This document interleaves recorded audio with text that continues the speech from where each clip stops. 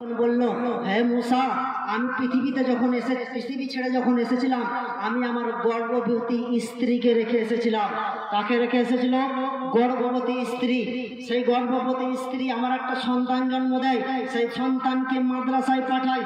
মাদ্রাসায় পাঠানোর পরে সেই সন্তান যখন ওস্তাদের কাছে বিসমিল্লাহির রহমানির রহিম পড়েছে, আল্লাহ বলেছে আমার নাম যখন রহমান, আমার নাম যখন রহিম, তাহলে আমি আল্লাহ রহমান রহিম হয়ে এই সন্তানের বাপের কবরে আযাব দিই কি করে?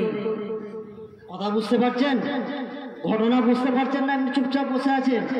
তো মুসা আলাইহিস সালাম বুঝে নিলেন ওই বিসমিল্লাহির রহমানির রহিম প্রথম সবক প্রথম মাদ্রাসাতে দেওয়া হয়।